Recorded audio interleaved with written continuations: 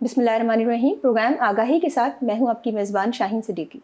बड़ा अहम मौजू एंटीबायोटिक रेजिस्टेंट।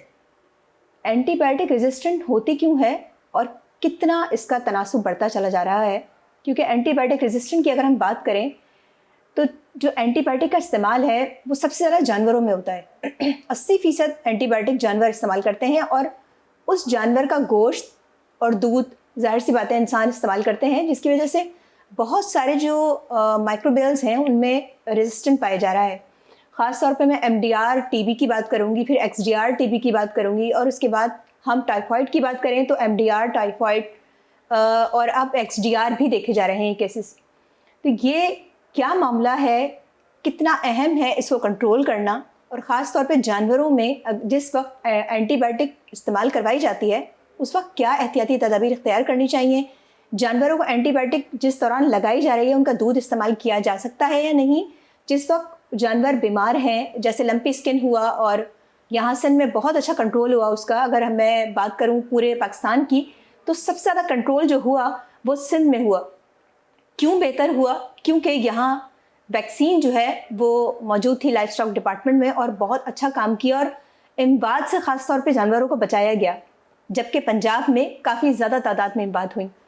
तो ये इस पर हम आज बात करेंगे कि एंटीबायोटिक रेजिस्टेंट जो है वो कितना अहमियत का हामिल है और आइंदा आने वाले मुस्तकबिल में, क्योंकि हमारे पास एंटीबायोटिक नहीं होंगी, अगर इसी तरह हर मर्ज़ पर, इन्फेक्शन डिजीज़ पर अगर बढ़ता रहा तो उस वक्त क्या सूरत हाल होगी। हमारे साथ DG लाइफ स्टॉक मौजूद हैं, किसी तारुफ के मोहताज नहीं है। इनसे आज हम बात करेंगे लाइफ स्टॉक डिपार्टमेंट की। अगर मैं बात करूँ तो यहाँ 60 से ज़ायद वैक्सीन्स बनाई जा चुकी हैं और स्नैक बाइट पर जो है वो वैक्सीन पर काम हो रहा है। अगर हम बात करें रेबीज़ की तो उस पर भी काम हो रहा है और लंपी स्किन की वैक्सीन पहले बाहर से दरामद की जाती थी, लेकिन अब हम खुद कफील हैं इस वक्त लंपी स्किन के वाले से भी।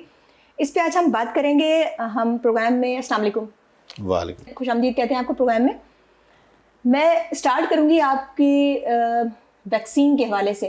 ख़ास तौर पे हम देखते हैं जिस वक्त जानवर को वैक्सीन लगाई जाती हैं या कितनी अहम होती हैं जानवरों को वैक्सीन लगाना, क्योंकि इन्फेक्शन जब उनको होता है तो लातादाद उनको जो है एंटीबायोटिक दी जाती हैं। अगर उनको वैक्सीन लगा दी जाए तो कितना हम उनको बचा सकते हैं एंटीबायोटिक से? देखें, दो स्कूल ऑफ थाट हैं या जो थ्योरीज़ हैं। सबसे पहली ये है कि कुदरत जो भी मर्ज़ देती है आपको, उस मर्ज़ से आपके जिस्म को निकलना होता है, एफ़र्ट करनी होती है, बाकी दवाएं उसकी मदद करती हैं। अब ये है कि हम दुनिया के अंदर अगर देखा जाए और पाकिस्तान या जो डेवलपिंग कंट्रीज़ हैं उसका पर्सपेक्टिव देखा जाए, टोटल डिफरेंट है। हमारे यहाँ क्या होता है, हमारे यहाँ जब भी बुखार होता है, बीमारी आती है, तो हम पहले तो उसका वेट करते हैं, फिर बीमार हो जाते हैं, फिर हल्का फुल्का सा अपना टोटका करते हैं, उसके बाद फिर हम कोई ना कोई दवाई जाके मेडिकल स्टोर से खुद ले लेते हैं। सही। और जब बहुत बीमार हो चुके, अब उठने के लायक नहीं है, तो फिर जाके डॉक्टर के पास जाएंगे या अस्पताल में जाएंगे। उसमें न सिर्फ अपने जिस्म को हम ख़त्म कर देते हैं, और ये सेम है ह्यूमन हेल्थ में भी है, एनिमल यानी जानवरों के अंदर भी इस तरह है। हर बंदा खुद डॉक्टर बना हुआ है। उससे ये हो जाता है कि बहुत ज़्यादा ख़राब होता है, हम जिस्म को भी तबाह करते हैं अपने को। वो जो एंटीबायोटिक या इस तरह ड्रग जितनी भी हैं केमिकल, वो हमारी बॉडी को नहीं देने चाहिए थे। वो छोटी एज बड़ी एज, हमारा लिवर की क्या कंडीशन है, किडनी की क्या है, वो नहीं सोचते, हम वो दे देते हैं। फिर जब बिल्कुल गिर पड़ते हैं तो फिर उसके बाद जाते हैं। इससे बेहतर ये है कि बीमारी ना हो। दुनिया इस पे काम करती है, जो डेवलप्ड नेशंस हैं वो इस पे काम उनका होता है कि बीमारी ना हो, उसको कहा जाता है प्रिवेंशन, और जो हम करते हैं वो ट्रीटमेंट है। ट्रीटमेंट है, सही। तो जनरल अगर परसेप्शन देखी जाए तो दुनिया के अंदर जितने भी लोग आबाद है 7-8 अरब, उसके अंदर बीमारियों की तादाद देखी जाए तो दुनिया के अंदर जो लोग जो डेवलप्ड नेशंस हैं, जो उसके अंदर 7% लोग बीमार होते हैं आमतौर पे, डिजीज़ का बर्डन, और 93% हमारी पॉपुलेशन बीमार होती है। ठीक है, सही। और ओवरऑल देखा गया कि ऐसा क्या है कि हमारी डेवलपिंग कंट्रीज पहले ही डेवलपिंग हैं, काम लोग नहीं कर पाते, रोज़गार नहीं है, बहुत मामलात हैं, कमज़ोर हैं, न्यूट्रिशन के इश्यूज़ हैं, तो बीमारियां भी इनके पास ज़्यादा हैं और निस्बत ना। तो देखा गया कि दुनिया के अंदर जितनी वैक्सीन प्रोड्यूस होती है उसका 90 से 93% वैक्सीन का जो इस्तेमाल है वो होता है यूरोप में, अमेरिका में या डेवलप्ड नेशंस के अंदर। सही। और बाकी जो 7 से 12% के दरमियान होता है डेवलपिंग नेशंस के अंदर। सही। तो ये वाज़ेह फ़र्क है कि वो क्या करते हैं, वो बीमारी को आने नहीं देते, उससे पहले रोक देते हैं। वैक्सीन कर देते हैं। सही। और हम क्या करते हैं, हम इंतज़ार करते हैं कि बीमारी आ जाए, उसके बाद हम इलाज कराएंगे। इलाज करवाते हैं। उससे दो फ़र्क पड़ते हैं। एक तो ये कि हम काम के लायक नहीं रहते, हमारी लाइफ एक्सपेक्टेंसी कम हो जाती है, हमारी उम्रें कम हो जाती हैं, हमारी परफॉर्मेंस वीक हो जाती है, हम बीमार रहने लगते हैं। एक पुर्जा हमारे जिस्म में ख़राब होता है तो दूसरे को भी ख़राब कर देता है। सही। वो एक अलग चीज़ है। वैक्सीन जो आम तौर पे अगर जानवरों में देखी जाए तो वो 1 रुपए की या 2 रुपए की है। अगर उसका ट्रीटमेंट करते हैं तो वो 2000, 5000, 10,000 चला जाता है। ऐसा ही है। तो 2 रुपया कहाँ, 10,000 क्या। तो आप ये कहें कि 1000 गुना हम बीमारी के ट्रीटमेंट पे खर्च करते हैं, लेकिन वो 2 रुपया खर्च नहीं करते जिसमें बीमारी ना आए। सही। ह्यूमन के साइड में भी ऐसा ही है कि कोई वैक्सीन आपको 100 रुपये में लगेगी, कोई 200 में लगेगी, या तो ज़्यादातर गवर्नमेंट की फ्री लग रही है। फ्री लग रही है बच्चों को। लेकिन ये है कि हम वो नहीं लगवाते और इंतज़ार करते हैं कि हम बीमार पड़ जाएं, फिर हम अपना ट्रीटमेंट खुद करें, फिर डॉक्टरों के पास चले जाएं। तो हमारे पास ये मामला है कि जो डेवलप नेशंस हैं उनके लोग आम तौर पे इतने बीमार नहीं पड़ते जितने हमारे पड़ते हैं।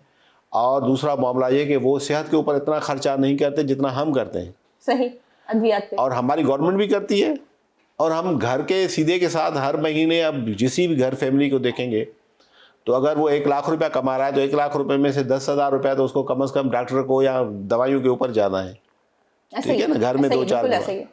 और दुनिया के अंदर अगर ऐसा देखा जाए, डेवलप नेशंस के अंदर अगर बूढ़े भी लोग, बच्चे भी होंगे तो महीने में उनका खर्च नहीं होगा मेडिसिन का। कोई हुक्का का धुका किसी बंदे के ऊपर होगा, लेकिन जितना हमारे यहाँ है, हमारा तो 10%, 12%, 15% चला जाता है। तो बुनियादी गलती जो हमारी है वो लाइव स्टॉक हेल्थ, जानवरों की हेल्थ हो या इंसानों की हेल्थ हो, उसमें ये है कि हम क्या करते हैं, प्रिवेंशन पे काम नहीं करते। ऐसा ही। हम ट्रीटमेंट पे काम करते हैं, और जिसकी वजह से यहाँ पे वैक्सीन बनना, वैक्सीन को लगाना इतना मशहूर नहीं है। लाइव स्टॉक पोल्ट्री के अंदर, पोल्ट्री क्योंकि बहुत सेंसिटिव सब्जेक्ट है, वो इतना मौका ही नहीं देता आपको कि आप ट्रीटमेंट करें और उससे बच जाएं। सही। तो इस वजह से पहला शोबा ये था जिसमें सबसे ज़्यादा वैक्सीन इस्तेमाल होने शुरू हुई। सही। क्योंकि जिस्म ने रिस्पांस करना होता है। सही। अब ये कि वैक्सीन हमेशा बीमारी आने से पहले लगाई जाती है, हेल्दी, क्योंकि जो वार होती है, जंग, उसकी तैयारी अमन में की जाती है। अब मिसाल के तौर पे हमारी जब लड़ाई हुई इंडिया के साथ, तो हम शुरू क्यों हुए, क्योंकि हमने अमन के टाइम में सारे अरेंजमेंट करके रखे थे कि हमें अंदाज़ा था कि हमारी वीकनेस क्या है, स्ट्रेंथ क्या है, उसको हमने इम्प्रूव किया। सही। इसी तरह जिस्म के अंदर भी ये है। तो जो जिस्म की जो दिफाई निज़ाम है उसमें यह है कि मुर्गी के अंदर 3 दिन लगते हैं। अगर कोई इन्फेक्शन आ गया तो जिस्म अपनी, अब वो 3 दिन तक मुर्गी ज़िंदा ही नहीं रहती, पहले ही मर जाती है। सही। इंसान को मिनिमम 7 दिन चाहिए कि अगर कोई बीमारी जिस्म जरासीम अंदर बॉडी में आ गया तो उसकी रिकवरी या उसके ऊपर काबू पाना या उसके ख़िलाफ़ मुदाफ़त बनाना मिनिमम 7-8 दिन है। और जो बड़े जानवर हैं उसके अंदर 15 दिन लगते हैं। तो अब ये है कि आम तौर पे जो बहुत बार बीमारियां हैं वो इतना आपको टाइम ही नहीं देती कि जिस्म रिस्पांस करे। सही है। ठीक है। तो इस वजह से बेहतर ये है कि हम पहले उनके ऊपर वैक्सीन का काम करें। तो जब हम वैक्सीन के ऊपर काम करेंगे या वैक्सीन लगवाएंगे तो उसका 1000 गुना आपका बजट, गवर्नमेंट का भी और अपना घर का बजट भी, वो कम हो जाएगा। दूसरा उसका फ़ायदा ये है कि आप बीमार नहीं पड़ेंगे पूरे साल में, तो आप काम करने के लायक होंगे, हशाश बशाश होंगे। तीसरा ये कि जब बीमार पड़ते हैं तो सिर्फ आप अपने बीमार नहीं, बीमारी रहती, वो तो घर में और भी लोग होते हैं, उनको भी और बीमार कर देते हैं। अगर आपने वैक्सीन लगाई होती है, आप बाहर जाते हो, हर एक के साथ इंट्रैक्शन है, या बच्चा स्कूल जाता है, हर एक के साथ इंट्रैक्शन है, उसने वैक्सीन लगाई हुई है, तो वो घर पे इन्फेक्शन नहीं ले आएगा। सही। ऐसा ही है। इसी तरह जानवरों के अंदर भी ये है कि अगर एक जानवर को वैक्सीन लगी हुई है तो वो दूसरों में नहीं फैलाएगा। तो इसके हज़ारों फ़ायदे हैं, लेकिन हम अभी भी इसके ऊपर काम करने की ज़रूरत है कि हम लोगों को ये इस पर मुतवज्जा करें। और हम सुनी सुनाई बातों में बहुत चले जाते हैं। सही है, बिल्कुल सही है। वैक्सीन के मामले में सबसे पहला ये शोशा छोड़ा जाता है, बात की जाती है इस तरह की कि भाई कोई आ गई सोशल मीडिया पे खबर कि भाई ये वैक्सीन लगाएंगे तो मर जाएंगे, या ये जो लोग हैं ये आपके ख़िलाफ़ हैं, या आपकी जनरेशन के ख़िलाफ़ हैं, मदद के ख़िलाफ़ हैं। ये आज तक मुझे बताएं जिन्होंने वैक्सीन लगाई है और उसका कुछ हुआ इस तरह का? कुछ भी नहीं है सर। तो इस वजह से हमें इस पे काम करना चाहिए। तो इस वजह से ना सिर्फ सोसाइटी के लिए बेहतर होगा, गवर्नमेंट्स के लिए बेहतर होगा, लेकिन हमारे अपने घर की बजट के लिए भी बेहतर है और घर वालों की सेहत के लिए बेहतर है कि हम टाइमली अपनी वैक्सीन लगवाएं। इसी तरह जानवरों के अंदर और परिंदों के अंदर भी ये है, जो हम पालतू जानवर रखते हैं या फूड एनिमल्स हैं उसके अंदर, कि आप टाइमली अपनी वैक्सीन करवाएं, ताकि टाइमली वैक्सीन होगी तो बीमारी आएगी नहीं, तो आपका नुकसान भी नहीं होगा। न खुदा न खासा एक इंसान मर जाता है या जानवर मर जाता है तो कितना नुकसान है, उसमें तो आपको चांस ही नहीं है। तो वैक्सीन कम से कम ये ज़मानत देती है आपको कि आप उस नौबत तक नहीं जाएंगे। मतलब हमारे मुल्क का सबसे बड़ा अलमत ये है कि हम वैक्सीन पे काम नहीं करते, मतलब प्रिवेंशन पे हमारे यहाँ काम नहीं है। 97% आप कह रहे हैं कि हम बीमारियों पे काम करते हैं, मतलब बीमार हो जाता है उसके बाद इलाज पर हम काम कर रहे थे। और हमने ये भी देखा है कि सेल्फ मेडिकेशन, एंटीबायोटिक की भी सेल्फ मेडिकेशन बढ़ती जा रही है। बिल्कुल यही हकीकत है। और पहले तो मैं पहले सवाल का जवाब दे दूं कि हम कहीं और न जाएं। सबसे बड़ा अलमिया तो बहुत हो सकते बिल्कुल हैं, ऐसा ही। हेल्थ के पॉइंट ऑफ व्यू से बड़ा ये अलमिया है। हम अपने आपको देख रहे हैं, अपने घर में देख रहे हैं कि हमारा क्या हुआ है, कि हमने कितने लोगों को, बच्चों को, बड़ों को वैक्सीन लगवाई है और हम कितने दफ़ा हम इलाज के लिए गए। ऐसा ही है। साल में मैं समझता हूँ हम 8-10 मरतबा इलाज के लिए तो जाते हैं, लेकिन साल में शायद इक्का दुक्का दफ़ा भी वैक्सीन के लिए नहीं जाते। ऐसा ही है, बिल्कुल तो हम ऐसा ही खुद को ऑब्जर्व करें, वहीं से आपको पता चलेगा। अब दूसरा प्रॉब्लम क्या है कि जब आप ट्रीटमेंट करते हैं तो आपका नुकसान, बजट का नुकसान, गवर्नमेंट के ने डॉक्टर लगाने होते हैं, उनका ट्रीटमेंट करना होता है। प्राइवेट हॉस्पिटल में गए, उधर आपका बजट का नुकसान, आप काम के लायक नहीं रहे, अपनी बीमारी किसी और को भी दे दी, अब आपको ट्रीटमेंट करना होता है। जब हम ट्रीटमेंट कर रहे होते हैं तो उसी टाइम हम बहुत ज़्यादा मेडिसिन यूज़ करते हैं जो ना यूज़ करनी चाहिए, बिल्कुल और ऐसा ही उसमें से वन ऑफ द मेडिसिन है एंटीबायोटिक्स यूज़ करना। और एंटीबायोटिक यूज़ करने से ये होता है कि या तो हम उसके मुख्तलिफ मराहल हैं एंटीबायोटिक यूज़ करने के, तो हमें ये पता नहीं होता है कि ये बैक्टीरिया जो है इसके लिए कौन सी एंटीबायोटिक यूज़ करें। तो बिल्कुल ट्रायल सही। एंड एरर में टेस्टिंग नहीं करते, सेंसिटिविटी नहीं लगाते, और हमने ऐसे कर दिया आंखें बंद करके, और फिर उसने काम नहीं किया एंटीबायोटिक तो हम दूसरी लगाएंगे, दूसरी ने किया तीसरी लगाएंगे। तो इस तरह मिसयूज़ बहुत ज़्यादा होता है। उससे पहले हम और भी काम कर चुके होते हैं। हमने जाके काउंटर सेल से, स्टोर से खुद ही एंटीबायोटिक ली होती है, खुद ही डोज दिया होता है। हमें ये नहीं पता है कि हमारा वज़न क्या है, हमारी उम्र क्या है, हमें कितना डोज पीना चाहिए। हम उधर ही चम्मच से भी नहीं निकालते, लोग तो ऐसे मुंह में डाल देते हैं या टेबलेट ऐसे खा लेते हैं। उनको ये नहीं पता कि 250 mg लेनी है, 500 mg लेनी है, जो भी मिल रही है, सस्ती मिल रही है, महंगी मिल रही है, हमें दे दो, हम खा लेंगे। सही, ऐसा ही है। तो उससे ये हुआ कि अगर मैंने इस दफ़ा 500 mg वाली खा ली, ठीक है, और दोबारा जब मुझे इन्फेक्शन हुआ 1 महीना बाद में, तो मैंने 250 mg वाली खा ली। अब वो 500 mg वाली तो काम किया था, अब 250 वाली काम नहीं करेगी। 250 mg वाली जब हम खाएंगे तो जो हमारा बैक्टीरिया वही है जो पहले मर गया था, अब दोबारा जब मेरी बॉडी में आया है तो उसने ये डोज बर्दाश्त कर देना है, ठीक है ना। हमें पता है कि ये चीज़ हम यहाँ तक बर्दाश्त कर सकते हैं, इससे ऊपर गई तो नहीं बर्दाश्त से, तो मर जाएंगे। तो बैक्टीरिया ने पहले इतनी लेवल पे जा चुका है, अब हम उसको यहाँ लेवल पे ले आए। जब वो बर्दाश्त करते हैं, सर्वाइव कर जाते हैं, तो वो फिर उस पर लर्न करते हैं कि हमें किस चीज़ ने मारा था, तो हम उसका कोई तोड़ निकालें। सही। तो बैक्टीरिया अपने आप में म्यूटेशन ले आता है, तोड़ निकालता है उसका, कि फिर आइंदा वो एंटीबायोटिक उसके ऊपर काम नहीं करती, या तो वो एंटीबायोटिक के लिए नए गेट खोल देता है अपने जिस्म में कि इधर से आए और इधर से निकाल दूँ। उसको कहते हैं एफ्लेक्स, एंटीबायोटिक एफ्लेक्स, यानी बाहर निकाल देना। मिसाल के तौर पे हमें कोई चीज़ इंसानों को या जानवरों को नहीं खानी होती, हम मुंह में डाल देते हैं और वोमिटिंग करके बाहर निकाल देते हैं। सही। तो हम एंटीबायोटिक कितनी भी लगा रहे हैं, लेकिन बैक्टीरिया तो हमारे जिस्म में रह रहा है। जब हमारे जिस्म में तो एंटीबायोटिक घूम रही है, लेकिन उसने बैक्टीरिया के जिस्म में जाना है। सही। तो जैसे ही उसके जिस्म में जाती है, उल्टी करके निकाल देता है, बाहर फेंक देता है। तो एंटीबायोटिक ने काम नहीं किया, इसको कहते हैं एफ्लक्स। तो ये बैक्टीरिया लर्न करता है। दूसरी फिर म्यूटेशन होती है जिसमें आपकी एंटीबायोटिक गई उसके जिस्म में, उसको नया एंजाइम पैदा करके एंटीबायोटिक को ही उसने डाइजेस्ट कर दिया, उसने काम ही नहीं करने दिया उसको एंटीबायोटिक। तीसरा ये होता है कुछ बैक्टीरिया ने अब लर्न कर दिया है, अपने ऊपर एक शेल बना देते हैं जिसको बायोफिल्म लेयर बना देते हैं। तो वो इतना सख्त होता है, जिस तरह हम किसी बंकर में बैठे हैं, बाहर से लोहे की दीवार हो तो कोई चीज़ हमें अंदर नहीं आएगी, अटैक नहीं। तो इस तरह बायोफिल्म बना देते हैं। अब वो क्यों बनाते हैं? क्योंकि या तो हमने कम डोज यूज़ किया है, ऐसा उसकी नेचर पे हमें देख के, एंटीबायोटिक को देख के वो म्यूटेशन कर लेते हैं अपनी तहफ़्फ़ुज़ के लिए, वो भी अपने हथियार इस्तेमाल करते हैं। अब हमेशा के लिए इस बैक्टीरिया के ऊपर वो एंटीबायोटिक काम ही नहीं करेंगी। गलती किसकी थी? मेरी थी, या एक स्टोर वाले की थी जिसने उसको एंटीबायोटिक दी और स्टोर से ख़रीदी, और उसको ये नहीं पता था कि मुझे कितना डोज खाना चाहिए। अब ये बैक्टीरिया निकलेगा मेरे जिस्म से, मेरे रिश्तेदारों में, इस मुल्क में, फिर किसी और मुल्क में, फिर ये फैलता जाएगा। क्योंकि जो पहले वाला बैक्टीरिया था, जो रेजिस्टेंट नहीं था, वो तो एंटीबायोटिक की वजह से मेरे जिस्म में मर गया, वो फैलेगा नहीं। सही। क्योंकि ये रेजिस्टेंट हो गया तो ये मेरे जिस्म से निकल भी सकता है और पूरी जगहों पे, हर जगह पे जाके फैल भी सकता है। तो इसके फैलने के उसकी निस्बत 10 गुना ज़्यादा चांस है, 100 गुना ज़्यादा चांस है, क्योंकि वो डेड एंड उसकी नहीं होगी। इसी वजह से फिर हम मुर्तकिब पाए जाते हैं नए किस्म के जो है ना वो बैक्टीरिया डेवलप करने में, जिस पे कोई भी ख़ास एंटीबायोटिक काम न करे। दुनिया ने जितनी स्पीड से एंटीबायोटिक बनाई उतनी स्पीड से हमने बैक्टीरिया को उसका रेजिस्टेंट कर दिया। अब वो उसके ऊपर वो असर नहीं करी। अब उतनी स्पीड से नई एंटीबायोटिक नहीं बन पा रही हमसे, और नहीं बन पाए, नहीं कितनी बनाएंगे और ख़र्चा कितना बढ़ाएंगे। तो इस वजह से इसका हमें हल देखना है। पाकिस्तान में अंदर जो बाकायदा साइंटिफिक स्टडी हुई वो ये थी 2019 में, एंटीबायोटिक फुटप्रिंट के नाम से, AFP, ये UK-8 का प्रोग्राम था जिसमें फ्लेमिंग फंड की फंडिंग थी, और पूरी सर्वे की गई, पूरी वर्किंग की गई, इदारे मैन्युफैक्चरर से लेके इंपोर्ट एक्सपोर्ट एंटीबायोटिक को देखे। तो 2019 में देखा गया कि पाकिस्तान के अंदर हमारे यहाँ उस टाइम जो पॉपुलेशन थी और जानवरों की पॉपुलेशन थी उस हिसाब से देखा गया तो हमने कोई 3072 मेट्रिक टन एंटीबायोटिक इस्तेमाल की 2019 में, एक साल के अंदर।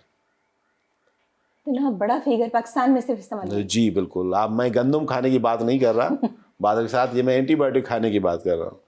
तो हमने जो फूड मेट्रिक टन में काउंट किया जाता है, हम एंटीबायोटिक भी मेट्रिक टन में खा रहे हैं।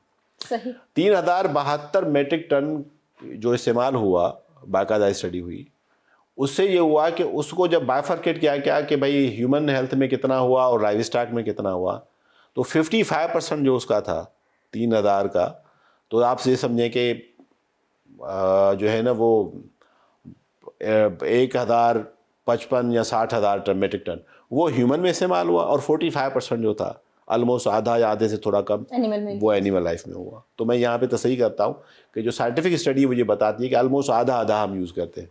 अभी आज के ज़माने में अगर हम देखें तो हमारे यहाँ जो ह्यूमन पॉपुलेशन है वो 255 मिलियन, यानी 25-26 करोड़ लोग हैं, और तकरीबन हमारे यहाँ 28 करोड़ के करीब जो फूड एनिमल हैं वो है। सही। तो ऑलमोस्ट हम एंटीबायोटिक दोनों जगह पे ऑलमोस्ट इक्वली यूज़ कर रहे हैं। ग्रुप में थोड़ा सा है फ़र्क, बेटा लैक्टमेंट से हैं या सेफालोस्पोरिन हम ज़्यादा यूज़ करते हैं ह्यूमंस में, टेट्रासाइक्लिन हम ज़्यादा यूज़ कर रहे हैं एनिमल्स में। तो इस तरह ये इस वजह से वैरायटी भी आ रही है कि कुछ तो एनिमल लाइफ वाले बैक्टीरिया को रेजिस्टेंट कर रहे हैं, कुछ फिर ह्यूमन लाइफ वाले भी बैक्टीरिया को रेजिस्टेंट कर रहे हैं। दोनों तरफ आग लगी हुई है। तो जब हमने पॉपुलेशन को देख के ये स्टडी की गई कि ये देखा जाए कि पाकिस्तान में जो एंटीबायोटिक का इस्तेमाल है वो कितना क्वांटिटी वाइज ज़्यादा है, उसको कहते हैं DID, यानी डेली रिकमेंडेड डोज कितना है एंटीबायोटिक इंसान खाना चाहिए, खा सकता है और उसकी वजह से नुकसान नहीं होगा, या जानवर खा सकता है नुकसान नहीं होगा। तो हमने देखा कि वो फिगर आई हमारे 18.01, यानी हम जो सेहतमंद मुआशरा या जो रिकमेंडेड साइंटिफिकली डोज है कि कितनी एंटीबायोटिक इस मुल्क में इस्तेमाल होनी चाहिए, उससे हम 18 गुना ज़्यादा इस्तेमाल कर रहे हैं। मतलब एक बहुत बड़ा फिगर है, 18% हम ज़्यादा। ठीक है, फीसद नहीं, गुना टाइम्स, 18 गुना। सही। 18% तो होता तो फिर भी ठीक है ना, कि 2 गुना हो गया वो। सही। हम तो 18 गुना ज़्यादा, यानी 1800% हम ज़्यादा एंटीबायोटिक यूज़ करते हैं। और उस वजह से ये है कि हम खुद अपनी लैब में मैं देखता हूँ हर आए दिन हम बहुत ज़्यादा ऐसा सीनोमोनास है, इकोलाई है, साल्मोनेला बैक्टीरिया है देखें, और वो रेजिस्टेंट हो रहे हैं। हम कोई 9, 12, 15 एंटीबायोटिक लगा के देखते हैं, वो TT नहीं हो रहे हैं। कोई 1 से हो रहा है, कोई 2 से हो रहा है। कोई ज़माना था हमसे आज से 5-10 साल पहले ये प्लेट लगाते थे तो वही बैक्टीरिया जो है ना वो 1-2 एंटीबायोटिक ट्रीट नहीं कर पाता था, 6-7 कर लेती थी। अब तो ऑप्शन ही कम होते जा रहे हैं। सही। तो जब आपके ऑप्शन कम होते जाते हैं तो फिर जो आपने SDR की बात की, या ऐसे रेजिस्टेंट जो है एक्सट्रीमली रेजिस्टेंट जो स्ट्रेन डेवलप हो रहे हैं, उसमें फिर हमारे हाथ में कुछ नहीं रहता। यानी ये वो वाली बात है कि हमारे पास वेपन भी था, हमारे पास गोलियां भी थी, हमने क्या किया कि शुरुआत में चला ली। सही। जो हमारी नेक्स्ट जनरेशन आ रही है उसके लिए हमने कुछ नहीं छोड़ा।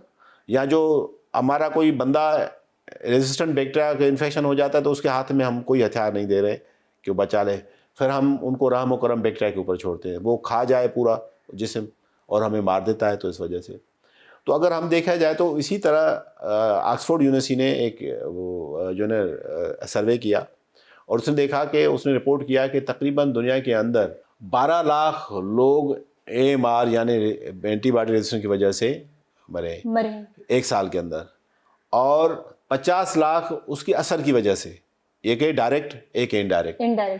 5 मिलियन लोग यानी 50 लाख लोग दुनिया के अंदर सिर्फ और सिर्फ एंटीबायोटिक की मिसयूज़ की वजह से, उसकी वजह से रेजिस्टेंस जो AMR हो रही है उसकी वजह से सालाना मर रहे थे उसमें। और ये एक्सपेक्टेड है कि तकरीबन 2050 में ये तादाद जो 5 मिलियन की है वो तकरीबन 30 मिलियन तक चली जाएगी। तो ये एक साइलेंट पेंडेमिक है जिसको हम खुद ही इंसान पैदा कर रहा है। उसको हमें करना ये चाहिए था कि हम एंटीबायोटिक कम से कम यूज़ करते। काउंटर सेल पे पाबंदी होनी चाहिए जो बाय लॉ है। बाय लॉ है, सही। हर बच्चा, हर बूढ़ा, हर बंदा जाके खरीद के, हर फार्मर खरीद के वो अपने जानवरों को भी खिला रहा है, इंसानों को भी खिला रहा है, बच्चों को भी खिला रहा है, खुद भी। अच्छा, ऐसे वायरल बुखार हो गया या वायरल कोई इन्फेक्शन हो गया, अब वायरस को तो एंटीबायोटिक ने क्या करना है? बिल्कुल कुछ नहीं करना। लेकिन हम वायरस पे भी एंटीबायोटिक यूज़ करते हैं। सही।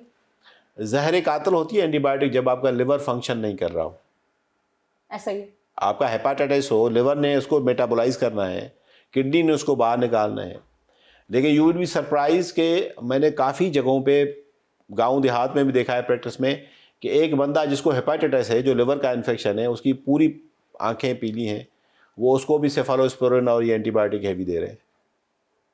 तो ये तो आप उसको, अलमी है हमारे मुल्क का ये तो खुशकिस्मती है कि काफ़ी हमारी ऐसी एंटीबायोटिक डोज पे लिखा होता है, वो उतनी है नहीं उसमें।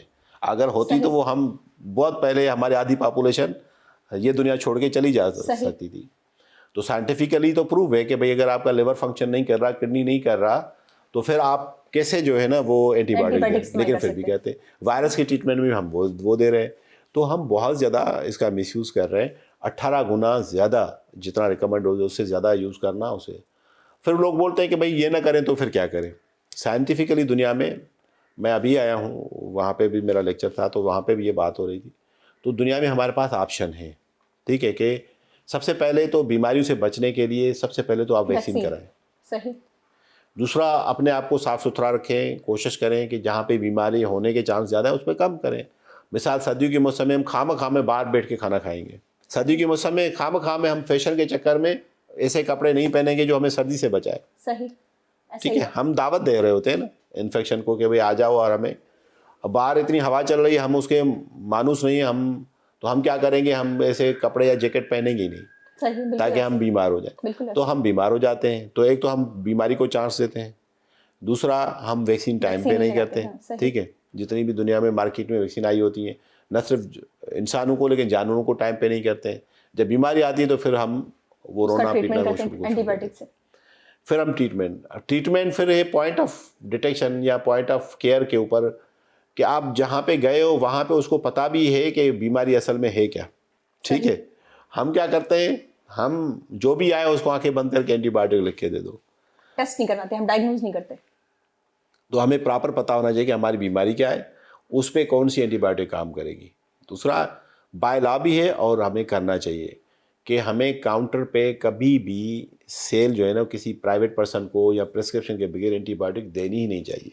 मादरत से मुझे दुख से कहना पड़ता है कि यहाँ पे तो हमारे बहुत ज़्यादा ऐसे मेडिकल स्टोर्स हैं जिसमें रेस लगी होती है कि मैंने कितनी एंटीबायोटिक बेची और उसने कितनी कम बेची है। ऐसा ही है। या हमारे जो सेल्स रिप्रेजेंटेटिव हैं जो मुख्तलिफ कंपनियों को रिप्रेजेंट करते हैं, उनके अंदर ये दौड़ लगी होती है कि मैंने कितनी बेची और उसने कितनी बेची। ये हम नहीं देख रहे होते। हम जब वहाँ डेवलप्ड नेशंस के साथ रहते हैं, मैं यूरोप में रहा हूँ, जर्मनी में देखा हूँ, मैं खुद बीमार हो गया था। मैंने 4 मरतबा, मैं शुरुआत में ही पहले महीने में भी विज़िट किया डॉक्टर को, और मैंने विज़िट करते हुए उसको मिन्नत की कि मुझे एंटीबायोटिक दे दो। उसने कहा पपीता P low, juice P low, ये कर लो, वो कर लो, सारे टोटके उसने बताए। या इस तरह का मुझे मल्टीविटामिन दे दिया, पानी ज़्यादा पी लो, आराम कर लो, ये कर लो। उन्हें आखिर तक भी मुझे एंटीबायोटिक नहीं दी, और आज जब भी जाते हैं तो ये हाल है। हमारे यहाँ क्या है कि हम तो डॉक्टर से पूछते भी नहीं, हम तो शुरू ही वहाँ से करते हैं। तो जब जो आखिरी क्योर है, ये आपकी मैं मिसाल ऐसे दूँ कि एक पसार की स्टोर है या जो मेडिकल स्टोर है वो खुला जहर रख के बैठा हुआ है। अगर आप जाएंगे, आपको पता नहीं है कि मुझे एंटीबायोटिक यूज़ करनी नहीं, डॉक्टर को पता है कि ये करनी है या नहीं करनी। जहर भी किसी इलाज में किया जाता है ना, तो वो डॉक्टर को पता होता है। हर बंदा जहर खाना शुरू कर देगा तो हर बंदा मर जाएगा। तो इसी वजह से हमें ये देखना होता है कि भाई ये हम कैसे यूज़ कर रहे हैं। तो सबसे पहले वैक्सीनेशन टाइम पे कराएं। दूसरा, हम बीमार होने में चांस ही ना दें उसको। हम खाना ऐसा ना खाएं जिसमें हमें पता है बीमार हो जाएंगे। सही। ठीक है, मुझे पता है, मेरा एक बेटा है, उसको पता है कि मैं ये फ़लाँ जूस जो पीऊँगा जो आर्टिफिशियल सिंथेटिक है, तो मुझे पता है वो उसको बीमारी हो गई। अब मैं कुछ भी कर लूँ, कुछ भी कर ले, वो उसको मैं पीने नहीं देता। लेकिन हमें जब पता है हमें जिस्म का, तो वो चीज़ ना करे। सही। मौसम तब्दील हुई है उसका केयर करें, तो बीमार होने के चांस कम करें। फिर antibiotic as the last resort use करें। साइंटिफिकली इसके अलावा क्या ऑप्शन है?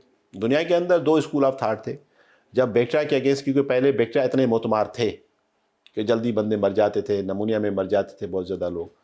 ट्यूबरक्लोसिस तो ये लाइलाज बीमारी थी। समझा जाता फिर आपका जो ये था कोढ़ की बीमारी, ये जो थी ना, वो अलग थी, स्किन की डिसीज़ थी, लोग मर जाते थे। एंटीबायोटिक आई, एक रेवोल्यूशन आया। फिर दूसरा है बायोलॉजिकल कंट्रोल। तो ईस्ट में मशहूर हुआ फेज वायरस, यानी वो वायरस जो बैक्टीरिया को इन्फेक्शन करे। जिस तरह बैक्टीरिया हमें बीमार करता है ना, सही। तो वायरस तो बैक्टीरिया से 1000 गुना छोटा है। तो ऐसे वायरस ढूंढने जाएं जो बैक्टीरिया को बीमार करें, हमें ना करें। सही। तो जो बैक्टीरिया का वायरस होगा उसको हम कहते हैं फेज। तो फेज वायरस दुनिया में पॉसिबल है और कुछ डिजीज़ कुछ ममालिक यूज़ करते हैं। हमें उसको प्रमोट करना चाहिए। हमारी इंडस्ट्री को थोड़ा मुश्किल है काम, कॉम्प्लेक्स है, साइंटिफिक है, हमें करना चाहिए, क्यों नहीं करना चाहिए? सही। जब इतना नुकसान इधर कर रहे हैं तो फेज थेरापी में ये होता है कि हम ऐसे वायरस ढूंढते हैं जो इस बीमारी पैदा करने वाले बैक्टीरिया को इन्फेक्शन करके उसको बीमार करके बैक्टीरिया को ही ख़त्म कर देते हैं। तो जब हम अंदर बॉडी में डोज लेंगे तो बैक्टीरिया मर जाएगा। सही। ठीक है, तो एक तो ये हमारे पास। वैक्सीन के अलावा अगर हमने पहले वैक्सीन की एहतियात नहीं की, पहले अगर एहतियात हमने नहीं की, तो हमारे पास ये चांस होता है कि फेज थेरापी करें। तीसरा हमारे पास ऑप्शन होता है सीरोलॉजी का, कि मोनोक्लोनल एंटीबॉडी का सीरम बनाए। हम जानवरों के लिए भी और इंसानों में इंसानों के लिए भी। जिस तरह हम रेबीज़ डॉग बाइट होता है तो हम सीरम लगा देते हैं, तो जल्दी न्यूट्रलाइज हो जाता है और जान छूट जाती है। इसी तरह हम कुछ ऐसी खास डिजीज जिसमें मोतमार हैं उसमें एंटीबायोटिक हम यूज़ ना करें, या जो रेजिस्टेंट हो गया है उसमें हम सीरम बनाएं और सीरम हम पेशेंट को दें। उससे ये होगा कि जो आपका बैक्टीरिया अंदर आपकी बॉडी में वो न्यूट्रलाइज होकर मर जाएगा और वो बाहर भी नहीं फैलेगा और आपका मिसयूज़ भी नहीं होगा। सही। तो फेज थेरापी है, सीरम थेरापी है, उससे पहले वैक्सीनेशन है, उससे पहले एहतियात है सेहत का, खाने का, इन चीज़ों का। तो मैं समझता हूँ इस सारी सिचुएशन से हम निकल सकते हैं। सही। अच्छा सर, एक सवाल और बड़ा इसको हाईलाइट किया जाता है कि